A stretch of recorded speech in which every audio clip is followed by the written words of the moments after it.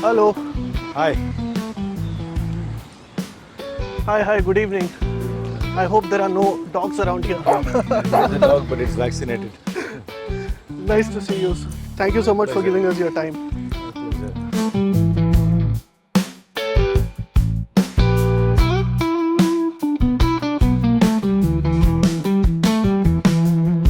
I hope it's okay if I can call you Karti. Are you a cat person? Because maybe that is why you're against No, in dogs. fact, I am a serious dog person.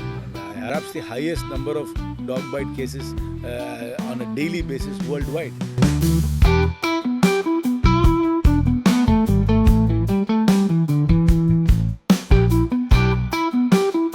But you also got into a controversy when you said that there has to be like an alternative, centrist, sensible party, which I'm I not think saying that got thing that both the political parties equally dislike is regional parties. I don't know why. I've never really understood that. No, I don't think we don't like regional parties. Regional parties are necessary. The worst form of poverty is perhaps in cities. Would you agree?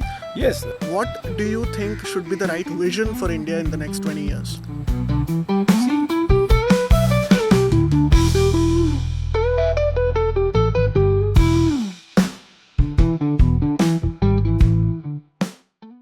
Hi Karti, thank you so much for joining us. It's my pleasure. I Welcome hope it's home, okay if I can call you Karti. Yeah, You've given us absolutely. that That's what I've liberty. been named. That's what you should call me. So, well, it seems that there are allegations against you, and let me begin on a slightly more confrontational note. Because the vested interests that you represent are a different breed of species which will perhaps rule the roost.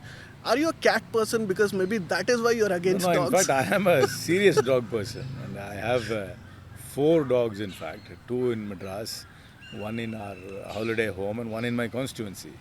I'm seriously a dog person, and dog, I am very fond of them. And I really enjoy their company, in fact. So, in fact, I'm not a cat person at all. In fact, But like when I saw your press statements and the speech in the parliament, it was very passionate. It felt like this issue is really personal to you. Like, is there a particular reason No, why I you're have so? not had any bad experience personally. See, I tend to pick issues which are not necessarily picked up by politics as usual. Okay. I tend to pick issues which political parties don't necessarily advocate. Because in India, where normally political parties tend to pick 2 extreme issues. One, they would either talk about big business and their impact one way or the other, Yeah. supporting them or going against them, or we'll talk about really like agrarian, rural, or it's kind of a very mass issue there. They never talk about the middle. They never talk about the ease of living of the middle Indian, the Indian who's making 25,000 rupees to say 40,000 rupees, living in a metro area. They are the forgotten class of India, and I tend to pick up those issues, and I like to be their voice. Right. That's why if you notice, a lot of my parliamentary interventions would be about that. I would have talked about civil score. I mean, civil score affects everybody. Correct. I would have talked about online education. I would have talked about the harassment of KYCs, anybody who's got a bank account. I would have talked about the minimum balance in a bank. So I tend to pick those issues. And when I pick ease of living issues, health and safety, urban infrastructure, amenities, public spaces, all this comes into play. And I think, we shortchange the middle class a lot in this country. Yeah. The middle class is the backbone of this country. They contribute to the economy. They are hardworking. They are aspirational. But these kind of services and amenities they get is subpar. And their quality of life is a struggle. So I tend to talk for that section of society, and that's why I'm passionate when I talk about it. When I talked about the street dog issue, because it's a huge health and safety issue.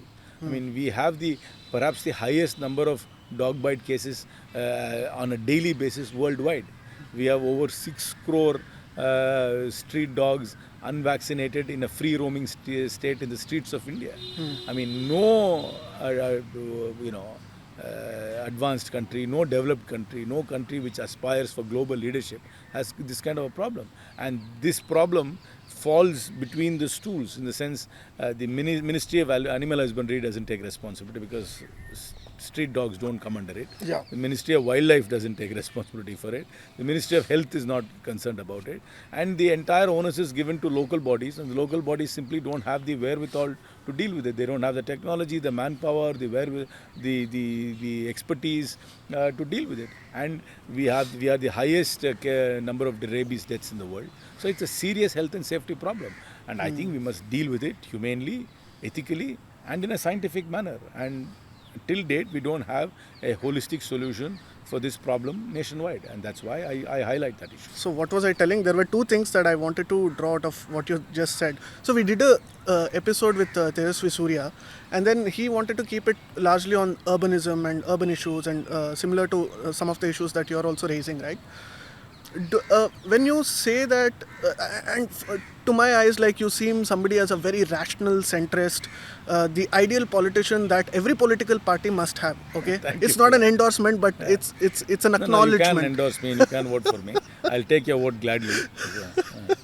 But my point is that, so he said something interesting, which is that when you raise a certain issue, there is a certain commitment to the place that you're elected from. So isn't that binding in a certain way where, say, suppose like for your constituency, isn't it relevant that you only represent those issues, or how does it true. work? As when you're elected as a member of parliament, while you represent a constituency, you're not confined to only talk about your constituency. Does it mean that I, as an elected representative from Sivaganga, can never talk about Kashmir? Or I can't talk about international relations? I mean, as a responsible member of parliament, I'm free to talk about anything I want. Right. Of course, a lot of the issues will have an impact to my constituency as well. I mean, street dog issue has an impact on my constituency as well. There are street dogs in my constituency as well. Right. I mean, there are towns in my constituency where I believe where the infrastructure is subpar. I mean, if you talk about minimal balance in bank accounts, it's not purely an urban issue. It also reflects. It also affects people everywhere. So I don't think as an MP you have to only talk within the boundaries of your constituency. Then there cannot be any national debate about anything. I mean, how does only the government has the mandate to speak about it, and all opposition MPs have to confine to their constituency? That's not how Parliament works. That's not how our public discourse works. Fair enough. So when you say that there are really bad urban issues, infrastructure is in a very bad shape. As soon as it rains in Delhi, the first thing that we see on ANI visuals is all your flooding videos and all of that. But which is interesting because you're a combination of two things. You're a lawmaker who's elected from Tamil Nadu, and you also are in the era when there is may I say, aggressive socialism or populism. So in that sense, I'm not saying that it's not necessary, but how do you balance the economics of it? Because see, giving good public spaces and infrastructure is good economics. People spend an inordinate amount of time dealing with the inefficiencies of the infrastructure. That is unproductive. If you have good infrastructure, people will lead far more productive lives, and the economy will improve. I mean, the person who has to commute for very long to come to his work in an inefficient manner, in bad roads, in flooded roads, or in public transportation which is not up to par, or who's having erratic power supply, who does not have continuous supply of water in his dwelling. All this makes his or her life inefficient. In fact, by giving good public amenities, you're making the life efficient for the average person, and then they become much more productive. In fact, it makes great economic sense, and it's nothing to do with populism. It's the basic. Everybody must have access to good public utilities and amenities. I feel like Richard Nixon for a minute, you've watched He that. was a good president. I mean, had it not been for Watergate, and when he was a president, a misunderstood president. No, that was not my reference. Have you watched Frost versus Nixon? Yes, I've seen. He keeps dabbing throughout the but interview. where is my pair of shoes? The Italian, custom-made Italian leather shoes. That's what he presents him in that. And if you remember that interview. Yeah. What a legendary interview. Yeah. Do you miss such interviews because the internet age has unveiled different sides of personalities, and that's brought about a different side of journalism as well, where I keep saying this, that usually when we speak about, say, media bias, political bias and all of that, it's okay to be biased so long as we are impartial, because everybody has a cognitive bias coming from where we do. Everybody is biased. Everybody's got their own prejudices. Everybody is conditioned by their own upbringing, experiences. So everybody will have preferences, and once you have preferences, you will have bias. But the point is, you must be willing to listen. Yeah. See, that's what I think is lacking now in India. It's so polarized, and nobody is willing to listen. And particularly in Parliament, because we vote according to party lines, nobody is going to get ever convinced by an argument. You can never convince somebody else to see your point of view. Even if they are convinced, they can't act on it because they're voting according to party lines and because of a party whip. I think it's bad for democracy to have a whip. We should only have a whip for confidence votes, and for any other issue, people must vote according to what they believe in. You know, this party line, to toe the party line, means that you're making the average MP an unthinking person. Yeah. But where did it go missing? Because when we used to grow up in colleges, and when we used to do all these MUNs and parliamentary debates and all of that, right? The reason why we were so motivated is that, for example, like in the Congress era, we used to see an Arun Jaitley debate a Shashi Tharoor, and it was quite healthy and it was quite in the open. So the environment Debates still happen. But the only thing is you're not able to convince somebody and make them change their mind because you're wedded to your party's decision and you vote according to party lines. That prohibits you from acting on your own intelligence, which I think is you should loosen that grip and only enforce that party whip during confidence votes or something of certain votes of a certain category, not for every bill and every public issue. Individual MPs must be able to think, get convinced, and vote according to their conscience. How would you define yourself in, the broader spectrum of politics? Oh, I'm a liberal international globalist. Do you think there is space for somebody like that in Indian politics? It's tough, but yeah, I'm surviving. I mean, that is, well, I still have to be a constituency MP and I have to be within my political party. And the good thing about the Congress is it allows you to be a personality like this. Whereas I don't think any other political party will allow a free thinker to thrive as much as the Congress party does. I think it would be very straitjacketed in pretty much in every regional party and in the BJP. And the Communist Party, of course, has got a very strict ideological, mooring. Whereas the Congress Party is the party for free thinkers. And I consider myself a free thinker, and I can't see myself fit into any other political party other than the Congress Party. I don't think any other political party will tolerate me. But you also got into a controversy when you said that there has to be like an alternative, centrist, sensible party, which I'm I not think saying that. See, what I was saying is that parties tend not to talk about urban. No, if I may. Issues. Nobody's like dissing you for suggesting that. In fact, a lot of people are appreciating because that is perhaps what the people also require. Because I come from Karnataka and there is this frustration with both the political parties equally. Because you have three. Why only two in Karnataka? We have three, but they're in an alliance. So, the status quo upset is very visible. And every time, despite all the promises, there is nothing done. See, large political parties, particularly the BJP and the Congress, can afford to take an urban ease of living agenda as well. But they don't do it. I think it's not at all contradictory for them to take an very urban ease of living agenda and pushing it in urban areas. And that's why I said that there is space for something like that. And the large political parties, both the BJP and the Congress, because this is not an ideological issue. This is an efficiency administrative issue. That's an efficiency administrative agenda. And both these parties can actually push it. But for some reason, nobody picks it up. None of the political parties seriously pick up these issues and run their urban political campaigns on these things. And that's why I suggested, in jest, that maybe there is space for it. If one of the established political parties, which is the two national parties, the Congress and the BJP, starts taking up urban ease of living issues, I think there'll be a lot of purchase for that. But one thing that both the political parties equally dislike is regional parties. I don't know why. I've never really understood that. No, I don't think we don't like regional parties. Regional parties are necessary. Otherwise, these very high command cultured parties alone don't work. You need them for the national narrative. But you need regional parties, particularly in states which have regional identities. Because I think national parties sometimes tend not to represent regional identities very well. So I think regional parties are also necessary, and I think both can coexist. And both coexist at the moment in our politics, and that's fine. I like the fact that there are many regional parties. I don't believe that regional parties must go. Regional parties bring a lot of value to the table. Now, there are clear urban issues. One is that migration, especially the city I come from, Bangalore. We see that there is a lot of migration, and of course, migration made that city also what it is today, right?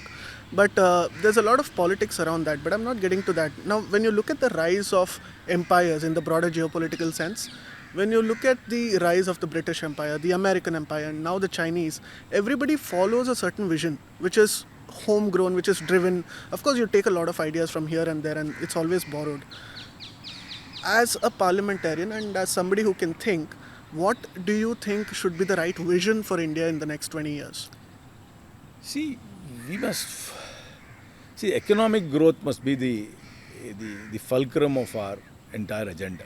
The biggest crisis in India is joblessness. I mean, young people coming into the job market with skill sets which the job market doesn't seem to be appreciating and absorbing them. There is a huge gap between what the market wants and what our youngsters are being trained for. And that is the huge biggest crisis. We have to create a lot of jobs. We are a 1.4, 1.5 billion people. I don't know what the count is. I mean, we can easily be an economic ecosystem by ourselves. But I'm not ever suggesting a closing of our borders. We have to obviously integrate with the world. But India, because of sheer size, can be a big economic hotspot by itself. But we have to generate that kind of economic activity by right training our young population. I believe that there is a huge skills gap in what the market wants and what we are training people for. And that is a big crisis.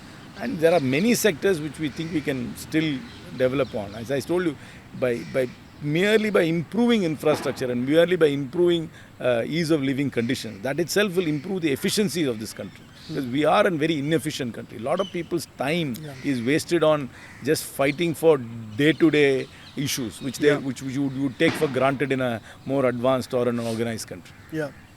That itself will build in a lot of efficiencies.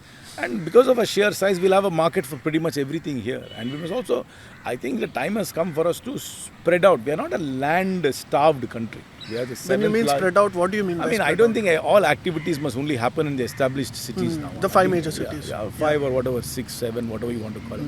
I think it's time to move out of that. I think the first step is for government to move out of the large cities. I'm always advocating in Tamil Nadu that many government departments move out of Chennai. The same thing must happen to other places. We don't need, because of technology, all departments need not be congregated in a city. Then I think that movement outside the capital cities needs to happen. And that will also spread growth a little bit more. This is what somebody like Sridhar Vembu was also advocating for. I mean, in terms of manufacturing. Yeah, definitely. You know, why should the police headquarters of Tamil Nadu be in Chennai? It can be in Trichy. Right. Why should the agriculture department be in Chennai? It could be in Tanjavur. Why can't the industries department go to Coimbatore? Why can't the education department go to Madurai? I mean, I think we should. And why can't the legislature meet somewhere else? I mean, I'm also the fact that I think Parliament can also meet in another place in India, at least for one session. It will create infrastructure there. I mean, you could meet the Vidhan Sauda in Bangalore is very big. I'm sure you can hold a parliament session there. So think about it. If one session of parliament a year is held in Bangalore, look at the kind of activity of national importance which will happen in Bangalore. That itself will create an ecosystem. I think we should spread things out. Everything should not be so Delhi-centric or capital city-centric in states as well. But what is this obsession with, building these concentric circles around cities? Because, again, coming to Delhi as an example, Bangalore as an example, Delhi now is NCR. And if you look at the RRTS, it's going somewhere into Alwar and all of that. Even in Bangalore, the other side of Kempegowda Airport, there's a new city coming up. Yeah, so when you advocate economic activities there, unless we spread out economic activity, encourage people to go out and make life. See, you also have to have not only the physical infrastructure, you must also have the social infrastructure in other places for people to migrate. You know, sometimes people build a great hospital in a rural area. Then you will never get the doctors and the technicians to come and work there because their families don't want to move there. So social infrastructure is also important. You must have the shopping, you must have the movie theatres, you must have the restaurants as well. Some level of social infrastructure must be there. A lot of people, why do they leave villages? Because it's not only for job opportunity, because they think that they're for younger families which are more exposed, they don't believe that there is enough social infrastructure there to keep them there. So that's also very important. You can't just say, I'll build a great hospital in the middle of nowhere and expect serious doctors and lab technicians and nurses to come there. They won't. you need other infrastructure also for it to work. You need schools for their children. Correct. You'll need, if their families need a place to go out, there must be some level of shopping, some level of eating out, some level of entertainment. All that is important. So if you build that out, then people will spread out. What are the other solutions that you think can make this happen? See, I think the first step is for governments to start moving out of the capital cities. I think that is the catalyst. Once government moves out, then the influencers of government also will go along with it. And then the public grievance mechanism, which that department deals with, also will follow it there. So it's important to move government out and not be so centered in capital cities. Don't have this beltway mentality, as they say. I have this observation, and I may be wrong. So I used to cover a lot of social stories as well. I've traveled a lot of these urban belts, tribal belts in Chhattisgarh, in Karnataka. I've spent a lot of time in jungles, basically. It feels to me that there is, I don't mean to romanticize this in any way, it feels to me that the worst form of poverty is perhaps in cities. Would you agree? Yes, urban poverty is the most brutal, because the urban slums itself, they are the people who live in those kind of housing are absolutely needed to make the city work. But look at the conditions they live in. Look at the condition in which most construction workers live. Look at the infrastructure. They are building great urban, private and public infrastructure. But look at the conditions they're living. I think urban poverty is very, very cruel. Because in rural areas you have some sort of social security which you don't have in the urban area. And that's because we don't give infrastructure for that class of people. Because they first of all are staying very far away from their place of work. They need to commute. And that place, the where they stay, doesn't have the basic infrastructure of electricity, water, I don't know. The housing would be very expensive and very cramped. And community bathing areas and toilets which mostly will be broken, very badly maintained. So it's actually, urban poverty is very, very cruel in India. There's no dignity in their life. It's abominable to be But said. Karti, I wanted to ask you this. When we go around Delhi, say, like, we look at a lot of apartments. If I were to give you a case study, there's been a lot of plan around redeveloping Dharavi, for instance. I won't get into the politics of it again. But the idea of developing such a place, to me, seems very good. Because why? Even your favorite ally, Mr. Adani, also said that, whenever I land at Mumbai airport, there is that Somebody visual. said that's not on the flight path. Yeah, so like in Delhi, I've observed, like, there are very grand apartments which are built for the poor. But they end up outsourcing it somewhere else, and they continue to find a shelter somewhere else. You have to put much more stricter controls. You must have saying that if you're giving you an apartment from the state-sponsored apartment, you can't sublet it. You must live there. You must put systems in place. You must force them to stay there. Make sure that their children are enrolled in a school in that area. There must be some checks and balances must be there. I know that this happens, in Madras, Tamil Nadu is known as called slum clearance board. They will clear out a slum, build apartments. When the people living in the slum will then rent it out or sell Continue it to live in the grey market in an informal way and go back and do squatting somewhere else. You need to put systems in place. You need to have audits. You need to have checks. That's what the bureaucracy is there for.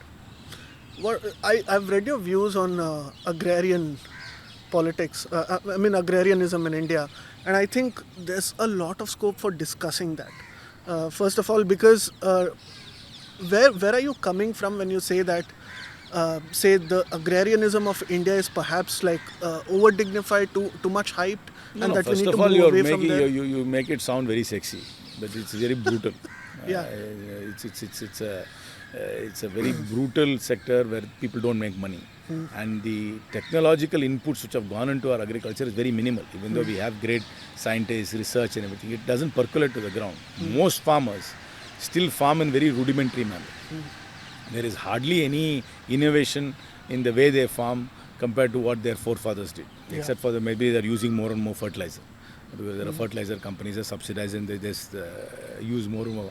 Other than that, if you look at that technology, what they use for farming is very rudimentary. In my whole constituency, I would perhaps name about 10 farmers who are progressive. The rest are all still rudimentary. So, and also it's a very tough life. The cost of their output is very, very low, and a lot of it is loss making. So the only way to reform this is you must make this far more technology oriented, like some countries have. So which means also the people who have understanding of technology must get into farming. That's why I said, that's why I put out something saying, until I hear an IIT graduate saying, hey, I finished this, now I'm going to go and I'm going to and I'm going to be a modern farmer somewhere. You have to make farming cool again. Farming is not cool. I mean, farming is not going buying a farmhouse. It's actually growing something in a sustainable manner. And but farming is a damned profession in India.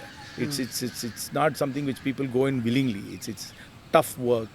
Not much returns, and there's not much innovation going into it. I know government has got all kinds of research institutes, soil testing, this, that. But if you actually do an audit, you will realize that nothing is happening on the ground. 90% of farmers don't use any of the technological advances which we are supposedly making. It's not reaching them, and a lot of these farmer training programs that you see most of the places are all just on paper. It's not percolating to anything. I'm not a big fan of large government programs. I think most large government programs are failures, except for direct cash transfer. It sounds grand in Delhi, but it means nothing on the ground. Now, what do you think is the right mix? Like Karnataka has a largely services-based economy. Tamil Nadu has always focused on its industries. So when you look at larger India, I think that you must see, government itself cannot be a job creator. I don't believe that government is capable of creating jobs. Yeah, right. I think government must only create public infrastructure, quality public infrastructure, and encourage private enterprise to come in and not make life miserable for the private enterprise before they start something. And if they have any excess money in terms of welfareism, to give direct cash transfer to people. I know people won't like it, but I believe that direct cash transfer is a great equalizer. It seeds the local economy. Again and again I'm telling you this. If you give 1,000 rupees to a woman every month, where is she going to spend the money? She is not going to go out of town to spend it. She's probably spend it in businesses in 2 kilometers around her house.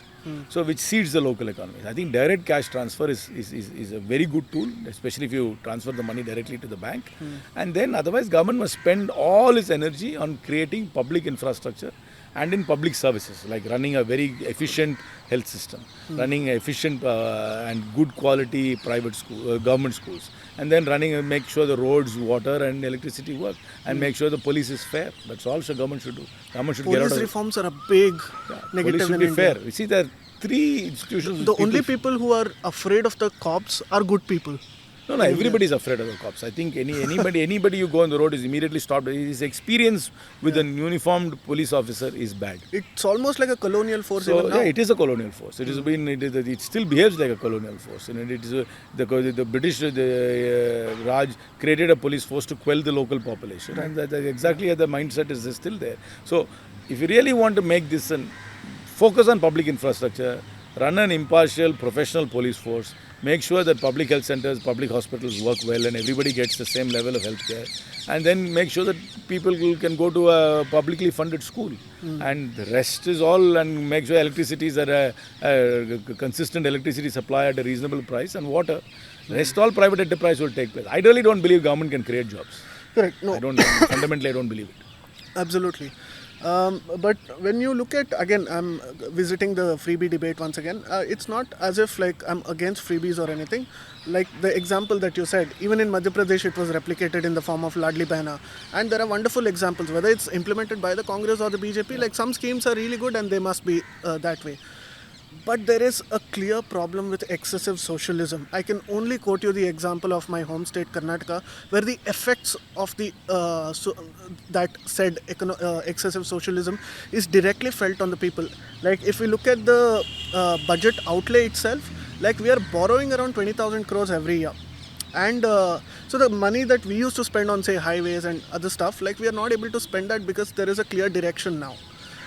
What that means is that there is lesser and lesser money that can be spent on capital. No, I think if we can CapEx. rationalize what all government does and do away with a lot of other schemes and only focus on direct cash transfer and improving public infrastructure, I think you will have enough money. I don't think states. But there are lots of other schemes which we try to do. I'll give you a 50,000 rupee subsidy for starting a business, and some kind of skilling program which the government is there. I mean, no skilling happens. You think that doesn't work? None of that works. Tell me one skilling program which has skilled somebody and got them a job in this country. I mean, like we have spent like 48,000. Why is there a failure of it? No, large government programs won't work Right. because nobody takes ownership. It will get caught in the bureaucracy, and in anything in India which you allows the bureaucracy to pick and choose who will be the beneficiary is a failure. I would rather say that everybody gets 1,000 rupees a month is much better than telling that I will select the beneficiaries and give them 10,000 rupees. I think all that kind of thing must be scrapped. Just focus on direct cash transfer and on public infrastructure and in public services. You will see the difference. Right. When actually that is how a voter thinks as well. Every time he goes up to the booth, he focuses on the individual holistic development of himself. He thinks about what the government has directly done for him. So No, not necessarily. If you improve public infrastructure and make their life easier, and they will appreciate it. They will appreciate it. If you run an efficient public transport system, if you run an efficient power distribution center, an efficient water supply, and an efficient public school system, why will people complain? They will be happy with it.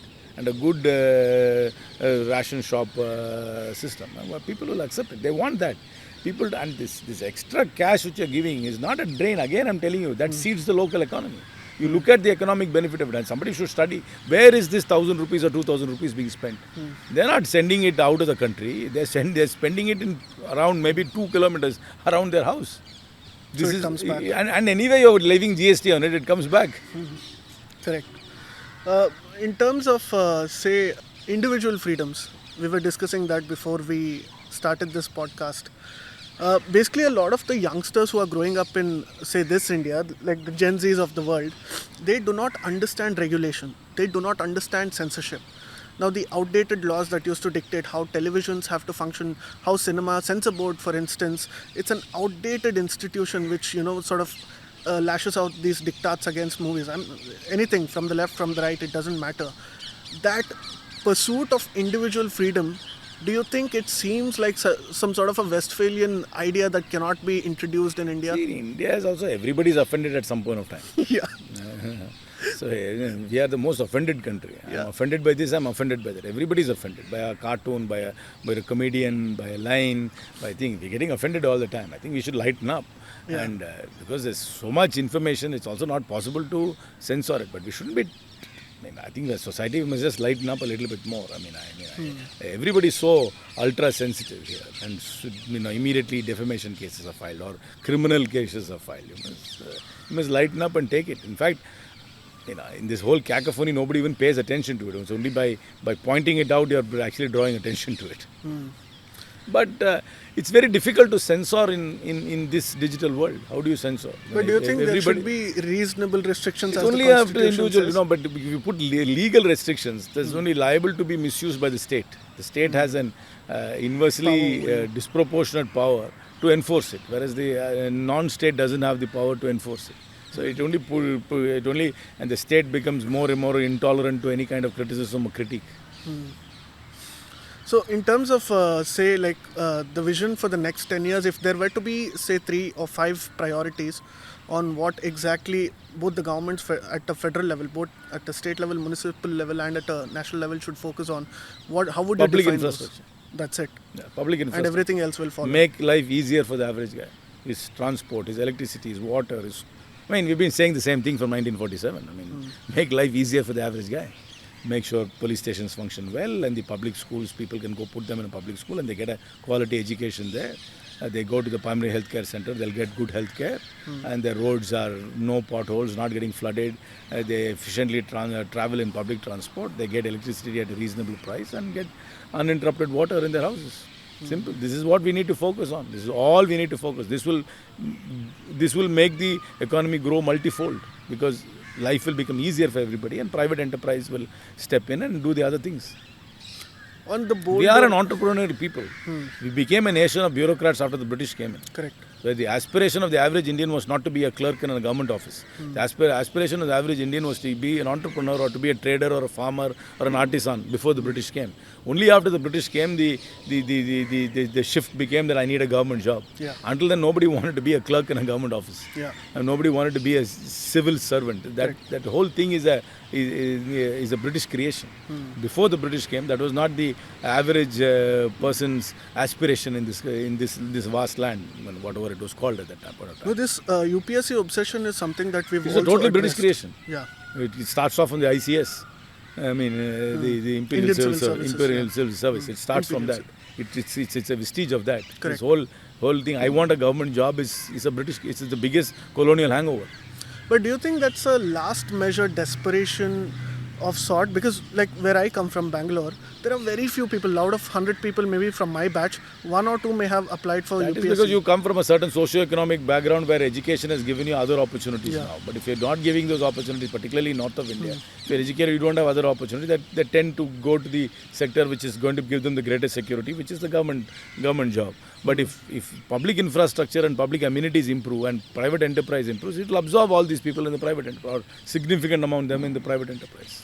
How do we resolve, say, like you've spoken about how we get very emotive We are about very issues, right? Like it can We're be really religion, offended. language. Language is a big war right now going on. How do we sort of introduce rationalism, if you I really will? don't know whether that's the job of the government. I mean, the government is an administrative unit. We are not moral police or gurus or philosophical leaders. I don't consider. But don't you think like political restructuring may perhaps help that? I think that kind of. I don't think anybody is looking towards moral leadership towards the politician. I think they treat us as administrative, heads who have to administer public utilities and public services. That's all I think. I want to pick your brains on this. I don't think anybody comes to me for life advice. I think they come to me because the system is inefficient. They want my intervention. I want to pick your brains on this, especially when we look at the national template, right? After this Prime Minister took office, there seems to be some amount of, say, moralism reflected in the speeches that, let me explain, in the speeches that he gives, and some things are really good. For example, he started telling by, like, don't litter on the streets, keep your streets clean. That is But something that's not that really was- paid any It's results. not paid any results, yes, unfortunately. But don't you think like we really require a nanny in some sense, although we are against I nanny don't state? think so. I don't think we need to be. We're not good. The government or the politician is not the moral compass. I think that can come from other sectors of society. I think government is an administrative unit which has to focus on efficiency and fairness and transparency. Do you think there are problems on the part of people? That is something that we do not address. See, our civics sensitivities are very different from a Western civic sensitivity or an advanced, or like I say, Singaporean sensitivity. But that's because, we don't respect public spaces. The only way to do it is 2 ways. One is you penalize them, but also reward good behavior. See, the problem in this country is you only get penalized. You are never rewarded for good behavior. Actually, we should start moving towards a reward system. If you are not speeding for the entire highway, in fact, the policeman must stop you and give you a reward for not speeding. Yeah. And if the street is not littered, I think you must give a rebate on the property tax. I think we should move towards a system where we reward good behavior as opposed to only look at a country which is only penalizing and punishing. Correct. And if you collect garbage and come and give me, I'll give you money. That is the frustration of the middle class, Karti, because when I wake up in the morning, I segregate my bins. I make sure dry waste goes in one and wet waste goes in one. I give it to the bugger and he dumps everything That's in the point. one. Now, if we incentivize that and there is a commercial aspect to it, you see, nothing rewards people in getting direct money back. And I think we should start thinking as an administrative and as a governance model on how we can actually start rewarding people for good and efficient and good civic behavior. Do you think this sense of hygiene actually exists more? Again, like this is a debate that we just... I must record this as well. Do you get these here or they just naturally fly in or something? Actually come in. There's a lot of peacocks in this part of Yeah, the it's world. very beautiful. Yeah, about the behavior part. I think if you can have a model by which efficient, good behavior, good civic sense is rewarded, people will be incentivized, not just always penalized. Like when we look at a Japan or a China, maybe not, but Japan is an ideal example, right? So there's a certain character that the larger social fabric has. What I see, like for example, in my own family, my grandfather only, he only did high school, but yet those ideals that we learn at home are something that is passed on from generation to generation, and it's more to do with like a urban-rural divide once again. Like suddenly there seems that the rural side of India perhaps seems a lot more cleaner, a lot more organized. Is that true? Not necessarily true. I think as India, we don't give a premium for maintaining public spaces. I think, private spaces, this is this purinautical view you have about private spaces, but public spaces are I don't think we have any regard for it. As I said, Yeah. there has to be a penalty reward system which will inculcate that behavior. That's all can be done. And the worst of the behavior is seen at tourist places, when we visit Correct. Himachal and all of that, for instance. Irresponsible tourism is also very, very harmful. You should encourage irresponsible tourism. So, in fact, sometimes the infrastructure can't hold the influx of so many visitors in a place. So maybe we should start restricting that. I know tourism is a big driver, but there are these temple towns which suddenly get overwhelmed for one part of the year when there's no infrastructure. So you must build infrastructure and also perhaps start rationing the number of people who can come to places at any given point of time. Let's say we were to describe both from a state perspective and from an individual perspective, how we would want every political party to sort of behave and draw a Lakshman Rekha, if you will, around themselves. How would you describe that? Especially all political parties, first of all, must not mimic each other. They must all have their own individual interests and thoughts. That's what makes it interesting. If every political party is going to mirror each other in terms of agenda, then why do we need multiple political parties? Multiple political parties must be there to articulate multiple views of governance and society and things like that. So should welcome this cacophony of politics. I don't think we must have a unitary view of India or a unitary view of politics. We must have this constant debate.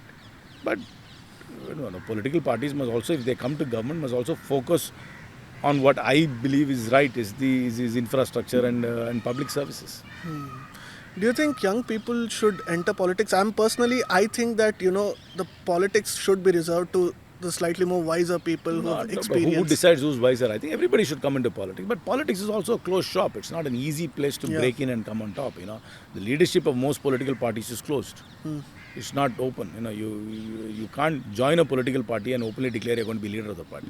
Because a lot of political parties, because of the socio structure of political parties, they are closed shops. So it's not easy to have absolute mobility in political parties, but people do survive and people do come up in life. It's not a very clear-cut process, but it's a process. And people come. How do we create that mobility? For example, in today's India, like if I want to start a business, there's the idea of that, hey, I can build a startup, I can, get capital from here, there, everywhere. And it's an open world, the ideas are mine, we'll get through regulations and despite all the struggles, we'll get there. So when we compare the India that was 30 years ago before liberalization to the India that is here, yes, we have a lot of problems, but we've gotten ahead a lot. But say in a political structure, how do we enable that space where people can come in? Political parties are still very top heavy and very leadership is very concentrated, or when I say leadership, power is very concentrated. Has to be bottom up. Yeah, it has to be more bottom up. So that primaries is a good way, but no party actually practices that. Congress time and again has experimented with it, not yet fully. But I think, if you look at primaries, letting local parties, local units select candidates, and have a little bit more of a democratic way of selecting leadership, it will happen. But that, because our society also is quite feudal and it is also very family centric, it will take some more time for that to happen. I mean, Europe started off like the exactly where we are. America was also like that, and only over a period of time it opened up. So maybe another 50 years it will open up. Can you look into that camera and give a piece of advice to all the youngsters who are watching this? I am not capable of giving any advice to anybody. I think just be yourselves. Also, while you be daring, also have a reality check of what's happening in India. Sometimes we over-romanticize India, we talk up India far too much, and we think by talking up India we are somehow being more patriotic. I think you must also acknowledge the grim reality of India, or the dark side of India. There is a lot of dark side in India, and we must look at it, and maybe solutions will come from young people. But let's not make it far more sexy than what it is. And that we have this tendency, particularly we always talk up India, and we think that anybody who highlights the reality is somehow being unpatriotic. I don't think that's true. I think we should honestly assess where we are on everything. And there's a lot to celebrate, but there's a lot to improve, and a lot of dark spots in our country as well. Thank you so much for giving us your time. My pleasure.